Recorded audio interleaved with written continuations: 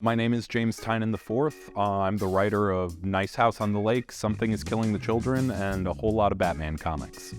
I was co-writing a script with a friend of mine, and I told him that he had to write all of the Batman dialogue, and I would write all of the other characters. And he was like, no, I brought you in to co-write this with me to get work off my plate. And you have to write Batman. And so I just had to sit down and imagine all of the voices from the Batman stories that I grew up loving and tried to just synthesize that into a voice that felt right for me. Honestly, it was one of the most intimidating days of my life. It was a thrill to see the success of Nice House on the Lake. It's a very personal book to me, and it's a very strange one too. It's an apocalyptic horror story about a bunch of friends trapped in a house at the end of the world.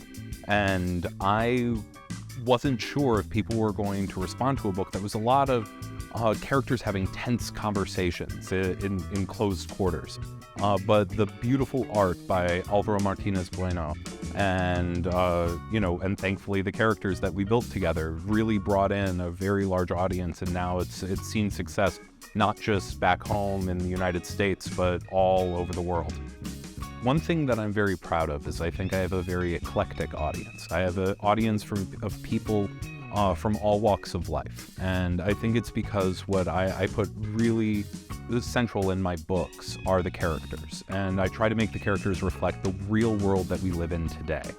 There's a magic moment that happens while you're building a story. And because of the early stages when you're just outlining it, you guess at how the story's going to feel, how the characters are going to read on the page, and all of it. But once you're a few issues in, there's a moment that the book tells you what it is.